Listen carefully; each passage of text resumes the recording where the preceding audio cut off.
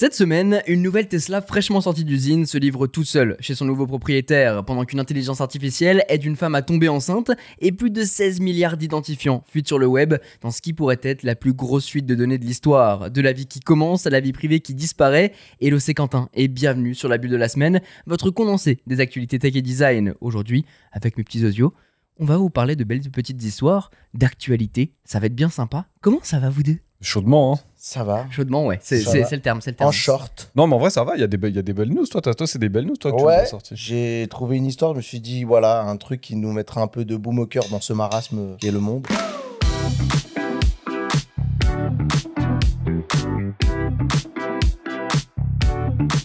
Alors, je sais pas si vous l'avez vu, mais il y a une Tesla qui a terminé de se faire assembler et qui sort de l'usine au Texas pour aller se faire livrer toute seule chez son nouveau propriétaire. C'est un truc dingue, c'est Elon Musk qui l'a partagé sur X et vraiment c'est ça, c'est 30 minutes de route. Tu vois une petite vidéo avec des GoPro où la Tesla sort de l'usine et va directement chez son nouveau propriétaire. C'est incroyable ça. Je trouve ça dingue, donc il n'y a aucun passager évidemment. C'est une vitesse maximale jusqu'à 112 km/h environ. Après, je sais pas s'il faut se réjouir du fait qu'il n'y ait pas d'opérateur derrière parce que, tu vois, genre si l'opération elle avait mal tourné. Je pense qu'il n'y a pas d'opérateur actif, c'est-à-dire il n'y a pas un mec avec un joystick. C'est ça, par rapport. Il y a eu un bad buzz justement avec les Tesla robots qui surveille. c'est Il ça. y a quelqu'un qui doit surveiller le trajet quand même et qui peut récupérer en urgence s'il y a une couille. Bah, d'autant plus que sur la vidéo qu'on voit, il y a un Cybertruck qui suit la Model Y pour filmer les plans. Donc si jamais il y avait une couille, ils sont quand même là. Donc c'est pas un trajet. Enfin, il l'a fait tout seul, mais il y a quand même des équipes autour qui surveillent s'il se passe pas des trucs. C'est exceptionnel, c'est pas Petite encore anecdote, une habitude. Ouais. il opérait avec une version du Robotaxi software, donc ce qu'on va retrouver dans les Tesla Cab, et le Full Self Driving Supervised. Donc je sais pas est-ce que c'est un truc exclusif. Bon, déjà aux États-Unis, oui. Mais dans quel cas il y a une différence. Je sais qu'ils ont utilisé le niveau 4, donc en gros on suit les règles mais sans personne à bord, ce qui est beaucoup utilisé aux États-Unis. Mais ce que je trouve dingue, c'est que Tesla ouvre la voie à un changement dans le mode de distribution.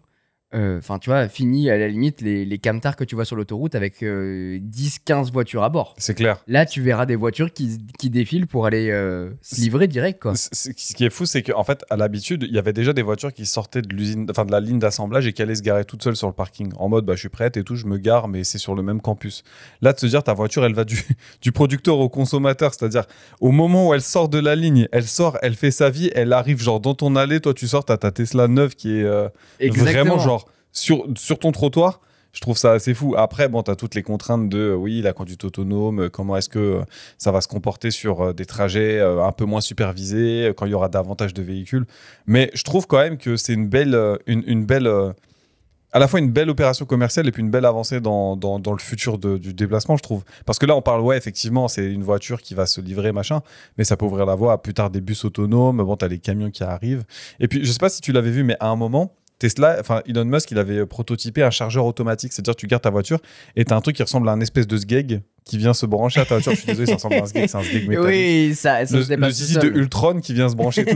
Donc t'imagines si tu trouves ça dans les aires d'autoroute, ta voiture elle pourra faire genre Paris-Biarritz de la ligne d'assemblage pour se faire livrer à la station essence. S'il y a besoin de se charger, elle a juste à se garer parce que tu peux pas y aller physiquement vu qu'il y a personne dans la voiture pour te brancher et te mettre, donc tu auras juste le petit truc qui viendra se brancher tout seul. Tu soulèves un point important, je te coupe, pardon Mathieu, mais c'est vrai que là, dans le cas de cette livraison, ça part de l'usine au Texas pour être livré au Texas. À 30 minutes de voiture. À 30 minutes de voiture. C'est pas un Paris-Lille, et encore un Paris-Lille, c'est faisable, mais... T'imagines le truc fou, l'expérience client où tu passes commande de ta voiture, donc tu la personnalises, tout ça, machin, tu finalises, tu payes ton truc, ton achat en ligne, et t'as un compte à rebours qui t'affiche le nombre de temps que ta voiture va arriver. Ça serait incroyable. Ça serait l'expérience cliente ultime. Mais ouais. T'imagines, tu te la fais livrer au bureau, même pas chez toi. Genre, mais c'est ça. T'arrives au transport, le soir, tu repars dans ta Tesla. Et je trouve qu'il y a un premier truc dingue que Tesla a réussi à mettre en place, c'est le fait d'acheter une voiture comme si t'achetais un iPhone. Ça, c'est la première case. Alors, tu as la personnalisation sur beaucoup maintenant de constructeurs. Mais en fait, tu fais tout en ligne. Tu n'as plus besoin d'aller dans un centre. Alors, il y en a de plus en plus des centres Tesla, mais t'as pas besoin d'aller sur place. Ouais. Donc, tu fais tout en ligne, tu choisis ton coloris. En plus, il n'y en a pas beaucoup, donc les choix sont assez vite faits. Ensuite, tu commandes. Et c'est exactement le processus que j'avais fait, moi, pour acheter la Tesla. Et je l'avais partagé en vidéo pour justement me mettre dans la peau d'un mec lambda, ce que je suis, pour justement acheter, aller la chercher, etc. Mais ce genre de truc m'aurait évité de faire 1 heure de bagnole. D'ailleurs, payer 1 heure de taxi pour aller chercher la voiture et ensuite partir, quoi. Ouais, mais c'est pour ça que je pense que ce qu'on disait, c'était l'expérience un peu cliente ultime où tu aurais genre une fake animation d'assemblage de véhicules avec un compte à rebours et puis genre sous 2 jours, t'as un truc de ouf, un prime de la bagnole et ça arrive jusqu'à chez toi, J'en votre voiture et est en bas, Tu elle m'offres vous attend. tu m'offres une bonne anecdote là-dessus, c'est que je crois que depuis genre 1 mois ou 2, tu peux acheter une voiture sur Amazon. Je sais plus, je crois que c'est une Hyundai ou un truc comme ça, mais Ouais. tu peux vraiment acheter une voiture sur Amazon. Moi j'avais vu sur Cdiscount. Alors je sais pas si tu peux te la faire livrer ou comment elle arrive, Ouais, parce ouais. que je sais plus que ça, mais ouais, il y a bien une voiture disponible sur Amazon.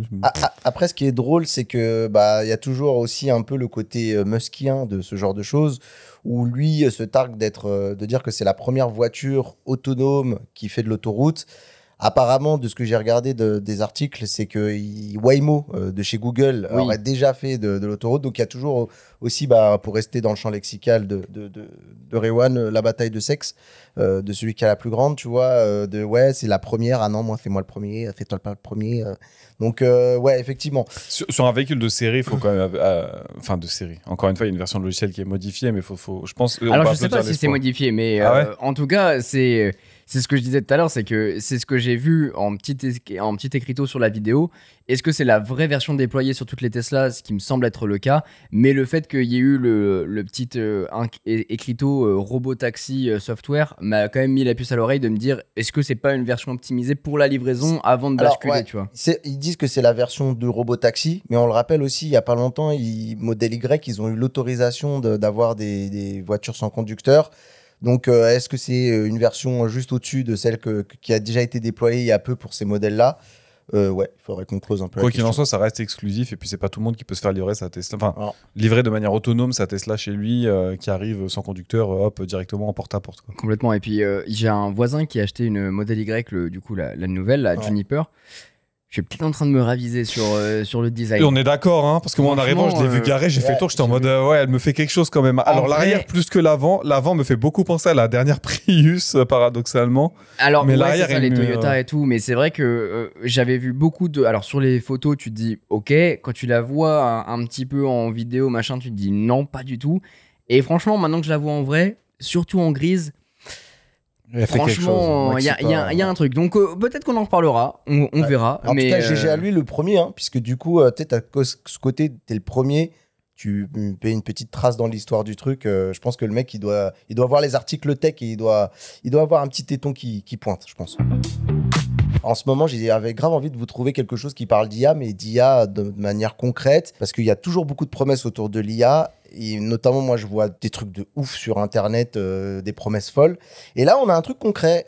On a Rosie, une Américaine de 38 ans, qui a passé, écoutez-moi bien, la moitié de sa vie à essayer de tomber enceinte, sans succès malheureusement. D'après ce que je comprends de l'histoire, en fait, c'est pas forcément elle le souci, c'est son compagnon qui apparemment a des soucis de fertilité. Et en fait, grâce à la mise au point d'une intelligence artificielle, et elle a un nom qui est super, qui s'appelle STAR pour l'acronyme de Sperm Tracking and Recovery. Ça s'invente pas. Le Tu tracking vois, de sperme, dingue. Tu vois, le marketing à son apogée, là, tu vois, on va appeler ça STAR, j'ai trouvé ça génial. Eh bien, apparemment, a fait que son rêve est devenu réalité, c'est-à-dire qu'en plus, elle est enceinte, et en plus, elle est tombée enceinte, je pense, de son compagnon, ce qui est plutôt cool, alors que tout le monde lui donnait un pronostic de genre, c'est mort, ça se fera pas. Alors, c'est quoi le principe de l'IA STAR et comment ça se fait qu'on en est arrivé à ce dénouement heureux? Eh ben, c'est tout simplement, en fait, une IA qui propose de repérer, en fait, des spermatozoïdes qui sont extrêmement rares. De ce que je comprends, parce que je suis pas médecin, on va mettre un petit peu comme ça les crochets pour les Jean-Michel médecins spécialistes qui passeraient par là. Tu peux être fertile, mais en fait avoir quand même des spermatozoïdes reproducteurs qui existent quelque part, mais qui ils sont trop rares. Trop rares pour que ça marche. Et notamment, en fait, je vais essayer de le dire de manière élégante, mais lors du coup où tu essaies de féconder avec ta compagne, et à chaque fois que tu essayes, tu tires à blanc. Je vais essayer de le dire de manière propre Et sur l'IA moi. va chercher le golden sperm, quoi. Voilà. C'est un peu le Fortnite, si tu veux, c'est le Battle Royale du Oui, spermatozoïde, c'est ça. mais dans une IA Exactement.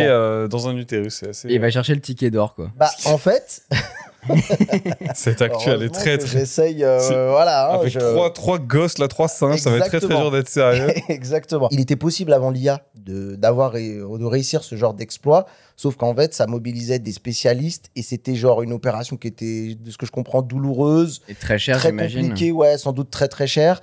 Et en fait, les personnes qui étaient en charge de trouver ces fameux échantillons, les fameux tickets d'or dont tu parlais, ça leur prenait un temps ouf et c'était même pas garanti qu'ils y arrivent.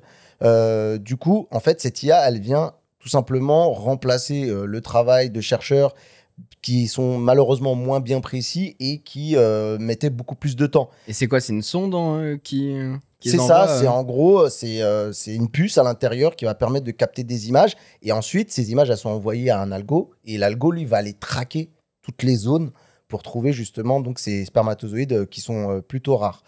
Et écoute, ça fonctionne, c'est viable et c'est assez fou. Et j'ai envie de vous donner la citation exacte de la personne qui est en charge, donc un chercheur, qui a dit, et vous allez comprendre pourquoi le constat de comment on arrive à cette idée folle finalement. Si l'on peut observer un ciel peuplé de milliards d'étoiles et tenter d'en trouver une nouvelle ou la naissance d'une nouvelle étoile, alors peut-être que nous pouvons utiliser la même approche pour examiner des milliards de cellules et tenter de trouver ce que nous cherchons précisément. C'est beau.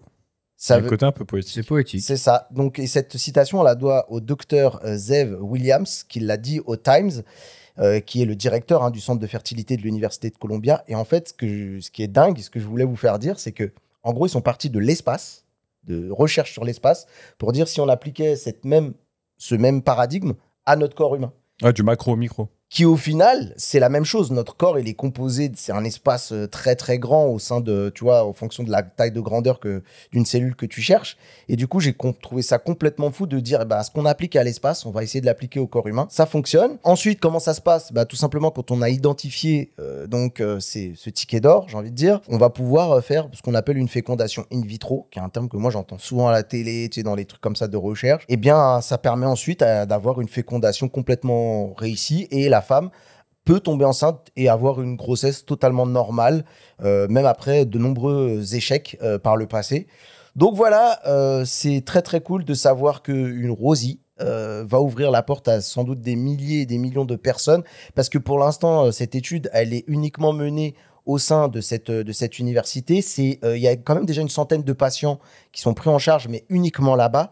Et eux, ils espèrent ouvrir, les chercheurs, du coup, cette approche à plus de monde très rapidement pour pouvoir régler un problème de fertilité qui touche quand même 1 personne sur 6 dans le monde. Donc, c'est assez fou, sachant même que là, je vous parle de fertilité, mais qu'il y a déjà des cas d'usage sur d'autres aspects qui peuvent être élaborés, puisque comme je vous ai dit, on est sur le champ de la recherche de quelque chose de microscopique, et notamment des pathologies, tu vois, qu'on peut pas forcément Oui, on peut trouver le transposer, facilement, ouais. tu vois, ouais, sur d'autres cas d'usage, des maladies, des éléments pathogènes compliqués à identifier facilement par des chercheurs ou qui mobilisent beaucoup de choses, beaucoup de technologies et pour des fois des taux de réussite pas toujours élevés. Ça peut s'extrapoler à beaucoup de cas d'usage et en fait, l'IA au service de l'humain et de la santé, c'est autre chose que des choses un peu gimmicks ou potentiellement des désastres que peut apporter l'IA. Donc moi, je trouve que ça, c'est beau.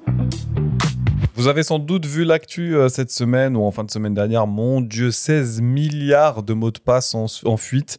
Ça Les représente... admin 1, 2, 3, 4, 5, 6, 7, 8. Ah, si seulement. En Ouais, liberté. Ce qui est assez fou, c'est que ça représenterait à peu près 2 mots de passe par personne sur la planète Terre. Moi, je m'imagine Ah, wow. sur Internet totalement à poil, tu vois. T'es tout nu là? Ouais, non, mais tu sais, genre, je m'imagine si je devais me matérialiser dans Internet, tellement, à mon avis, on se fait défoncer nos données, je m'imagine complètement tout nu. Tu vois le chiffre comme ça, le nombre, pardon, sans être particulièrement du métier, tu te dis, mais attends, mais 16 milliards, Ouais. c'est énorme. Déjà, en termes de stockage, je sais pas ce que ça représente, 16 milliards de combos identifiants, Tu sais, c'est URL identifiant mot de passe, tu vois. c'est le genre de truc où tu as envie de dire, finalement, tu sais, la question, c'est pas de dire qui a été touché, c'est plutôt de dire qui n'a pas été touché. On ira Alors, plus vite. nous, on fait la blague vraiment pour parler de cyber. On dit, mais le problème, c'est pas quand est-ce que. Enfin, c'est pas si vous allez Oui. vous faire pirater, c'est quand est-ce que vous allez vous faire pirater. Pour le cas des 16 milliards de mots de passe, donc, c'est une base qui a été identifiée par Cybernews, apparemment, qui serait structurée ainsi, donc URL identifiant mot de passe. Et le premier truc qui est un peu bizarre, c'est que apparemment les mots de passe, c'est des mots de passe en clair et c'est pas des haches de mots de passe. Et pour les gens pas versés dans le truc, en fait, quand on stocke un mot de passe dans une base de données de manière sécurisée, on les stocke dans ce qu'on appelle un hash, puisqu'il faut que le mot de passe, on puisse le comparer à un mot de passe qui est identifié, qui est renseigné par l'utilisateur, mais pas qu'on puisse revenir du mot de passe qui est stocké dans la base à un mot de passe. Un hash, c'est pas réversible. Tu peux pas partir d'un hash et retrouver le mot de passe, en fait. Tu pars du mot de passe, tu utilises un algorithme de hashage qui te donne un hash et tu compares avec celui que tu as stocké quand le mec a créé son compte. Comme ça, si ta base de données elle fuite, effectivement, c'est pas un mot de passe en clair. Il faut jamais stocker les données en clair. Ça, c'est le premier truc qui est un peu bizarre. Ça veut dire que sur les 16 milliards de mots de passe, il y a quelqu'un qui s'est démerdé pour tous les craquer un par un, puisque tu as des moyens de les craquer. On appelle ça des attaques par collision. Je reprends tous mes mots de passe, j'applique le bon algorithme de hachage, et puis je compare ce que j'ai dans ma base avec celui que j'ai identifié avec la fonction. Mais c'est pour ça qu'on a besoin des grosses cartes graphiques pour ce genre de truc-là. Ça prend un peu de temps. Dans cette base-là, on retrouve apparemment des identifiants de chez Apple, de chez Google, de chez Facebook, de chez Telegram, de chez GitHub. Pour ceux qui savent ce que c'est GitHub, c'est un outil utilisé par les développeurs pour faire ce qu'on appelle du CI/CD, donc d'enregistrer son code source, etc., de manière itérative. Et je vais vous casser le mythe tout de suite. C'est pas 16 milliards de mots de passe tout frais qui sont sortis l'année dernière tout juste du four. En fait, de ce que les chercheurs, notamment de Cybernews, ont pu regarder, c'est apparemment un agrégat de 30 bases de données issues de fuites, de leaks, on appelle ça un poil plus vieux. Ah oui, d'accord. Donc, ils sont allés retrouver les mots de passe du PSN qui a fuité il y a 15 ans. Ouais, ou toutes de les ton grosses Skyblog fuites. que tu avais en 2010, tu vois. C'est ça, un peu toutes les grosses suites comme ça. 30 bases, ça peut aller assez vite. C'est des bases qui sont assez volumineuses. Donc, il n'y a pas de nouvelles. Potentiellement, il y en a, mais il y en a assez peu comparé à 16 pas milliards. Les 16 milliards, quoi. Ça ouais. se trouve, il y a un chiffre plus petit, quoi. C'est ça, exactement. Donc, moi, quand j'ai vu cette news, je me suis dit, 16 milliards, et c'est le truc auquel j'ai pensé direct. Je me suis dit, alors, je connais aucune base à l'heure actuelle qui stocke même 16 milliards d'identifiants. Tu vois, 16 milliards de comptes. Ouais, c'est astronomique. C'est énorme. Même si tu prends une société qui a des comptes de service, qui a des comptes machines, ce genre de truc, 16 milliards, t'arrives à un taux qui est stratosphérique. Donc, de l'analyse que des experts que j'en ai vu sur Internet, tu as un agrégat de 30 bases de données qui ont été mises dans une seule grosse base de données.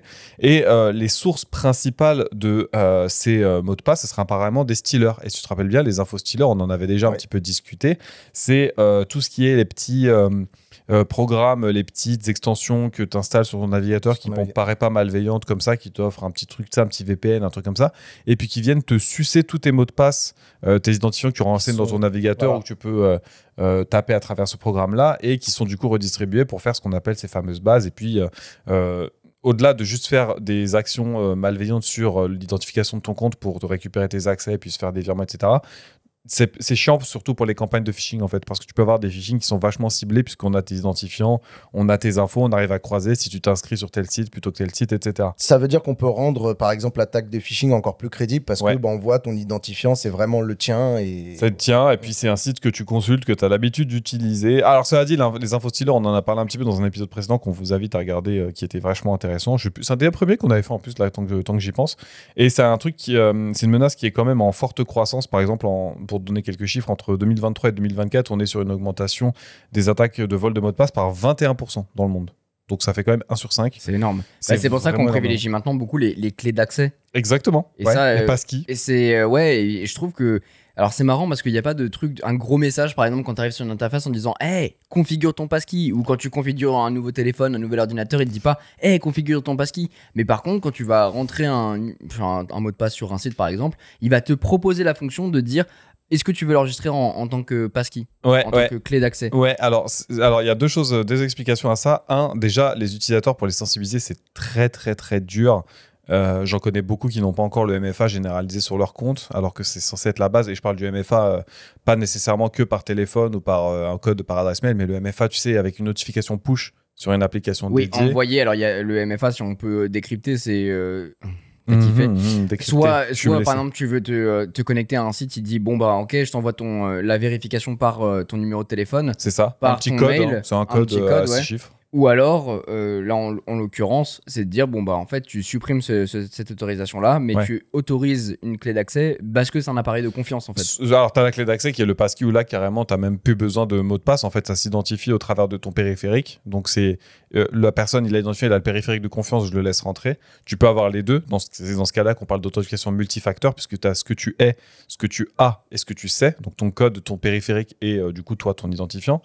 Mais t'en as plein des manières de faire du MFA, mais aujourd'hui on a tendance à privilégier tout ce qui est alors t'as les passkeys, tu as aussi les clés FIDO, tu sais les YubiKey, tous ces trucs là où c'est une clé que tu branches qui est une espèce de trousseau de certificats en fait qui te permet c'est une clé USB qui te connecte. C'est ce qu'ont généralement les employés d'entreprise pour éviter justement c'est ça oui, ils ont carrément les smart cards, tu sais t'as vraiment des cartes qui font des formats cartes bancaires que tu branches sur le PC.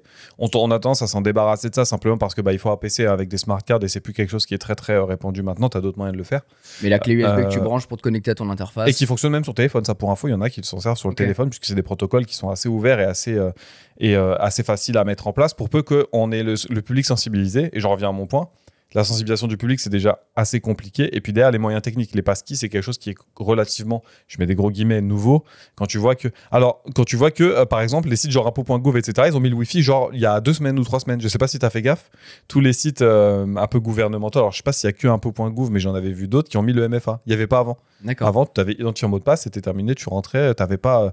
Maintenant, ils m'ont dit on va vous envoyer un code par adresse mail pour vérifier que c'est bien vous et tout ça. C'est ce qu'ils font maintenant avec l'identité numérique. Oui, alors ça c'est encore globalement de passer. Enfin, il y a plusieurs systèmes, mais en gros, tu dois passer si tu veux te connecter à impôt.gouv, à l'URSSAF, des trucs comme ça. Tu dois passer par l'identité numérique pour te connecter. Exactement. Si tu veux éviter de rentrer ton identifiant mot de passe. Alors, c'est un guichet unique ce truc-là, et en fait, ça s'apparente un peu à ce qu'on retrouve en entreprise dans ce qu'on appelle le SSO, le Single Sign-On ou l'authentification unique. C'est le fait d'avoir un portail qui fait toute la délégation de l'authentification et que du coup, tu peux te connecter un peu à tous tes services pourvu que tu aies accès. Comme Google finalement en disant je me connecte avec Google. C'est exactement ça, ou Facebook ou tous ces trucs-là. Donc si jamais vous êtes un petit peu frileux de cette info-là et que vous dites qu'est-ce que je peux faire contrairement pour me protéger, le premier truc, et c'est des recommandations de la CNIL, la Commission nationale informatique et liberté, le premier truc c'est changer vos mots de passe, c'est traditionnel, jusque-là j'apprends rien à personne, alors allez pas changer les mots de passe de tous vos comptes non plus. Surtout sur ceux sur lesquels vous avez le MFA, et ça m'embraye sur la deuxième recommandation. Si vous n'avez pas le MFA, mettez-le en place. La plupart des sites maintenant ils le prennent en compte. Petit code par SMS si vous avez que ça, sinon une petite application type Microsoft Authenticator ou un Google Authenticator ou un petit truc trousseau de mots de passe, LastPass, Bitwarden, il y en a des quantités astronomiques, il faut juste le configurer, c'est un peu chiant, mais ça vaut largement le coup. Et la dernière chose, vous avez tout un tas de services, et notamment Have I Been Pwned ? Est-ce que je me suis fait pwned ou est-ce que je me suis fait avoir ? Sur lequel vous pouvez mettre vos adresses mail, vous inscrire, et en fait, si jamais votre adresse mail elle est identifiée dans une fuite, vous êtes automatiquement prévenu. Attention, j'ai détecté ton adresse mail dans la fuite qu'il y a eu chez LinkedIn, chez Google, chez Meta. Ça vaudrait peut-être le coup de changer ton mot de passe. NordVPN le fait aussi, ouais. NordVPN le fait avec son NordPass, je crois, avec son gestionnaire de mot de passe. Bitwarden le fait, LastPass le fait, ça se généralise, c'est juste une option à activer. Et en vrai, ça vaut vraiment le coup. Et même, il y en a sur les gestionnaires de mots de passe, les trousseaux. Quand vous essayez de mettre un mot de passe, il va analyser d'abord s'il le trouve dans une base de données de fuite et vous dire celui-ci, je l'ai déjà trouvé. Non, mets-le pas, mets-en plutôt un autre. Enfin, je te recommande d'en mettre un autre. Pour l'anecdote, moi, l'été dernier, j'ai mis je sais pas combien de jours à récupérer tous les mots de passe que j'avais enregistrés depuis ces X années, parce qu'à chaque fois mes mots de passe je les mets dans une note sécurisée, etc. Ouais. En plus d'avoir le gestionnaire iCloud pour le coup. Ouais. Et j'ai changé tous les mots de passe que tu as créé à l'époque, limite tu t'en souviens même pas, ou alors tu as mis un mot de passe éclaté pour les changer sur des mots de passe robustes. J'ai fait une quantité de sites astronomiques. Les sites que j'utilisais plus, j'ai fermé mon compte. D'ailleurs, il y a plein de comptes, enfin plein de sites. C'est hyper compliqué. Il faut que tu passes limite envoyer un mail et tout ça. C'est astronomique. Et le boulot est monstrueux. Mais par contre, maintenant, j'ai une vraie base où je me dis, bon, ok, tous les mots de passe, ils sont sécurisés, robustes. Alors, je me souviens de aucun mot de passe parce que c'est que des mots de passe où t'es capital, c'est l'objectif. Et c'est l'objectif.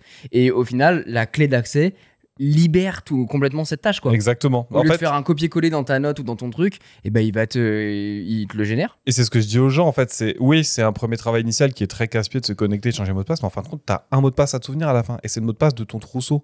Et en fait, les mots de passe qui sont stockés en base, bah, si tu te les fais avoir, pour ce compte-là, c'est chiant, mais au moins, tu n'as pas le même mot de passe partout. Donc, quelqu'un qui a ton mot de passe de ton compte de Abo Hotel de l'époque qui a fuité, bah, il ne peut pas rebondir sur ton adresse mail, sur ton Facebook, sur ton X, sur tous ces trucs-là. Donc, Après, j'encourage vraiment à le faire. Ouais, j'encourage aussi quand même les gens à pas mettre des mots de passe claqués au sol pour justement pour le trousseau. Ouais, là, vous méritez. Voilà, Là, vous ouais, méritez. là, Si En c'est pour 2025, genre se dire, on vous dit, il y a un mot de passe à retenir, mais que votre mot de passe, c'est mot de passe 1, 2, 3, 4, non. c'est ça. Donc, un mot de passe compliqué, Voilà. s'il vous plaît, et que vous avez jamais utilisé avant et qui n'est pas le nom de votre chien, la date de naissance de ton arrière-grande-tante. Moi, j'ai une stratégie, si je peux la donner très rapidement. Non, on va pas faire ça. Hein. On va vraiment pas faire ça. Hein. Tu vas vraiment pas donner ta strat. Hein. Non, mais il va me dire, j'utilisais, je mets le nom du site internet et puis l'année à laquelle j'ai créé le compte, Non. c'est Facebook 2018. Je le faisais ça. Hein. pas du tout. Quoi? Je le faisais à un moment. C'est pour Dehors. ça que je t'ai dit, j'ai changé tous mes mots de passe. Dehors. Ouais, non, pas du tout. Par contre, ce que vous pouvez faire, c'est de prendre une citation, par exemple, que vous connaissez bien, un truc qui vous revient souvent Oui. en tête,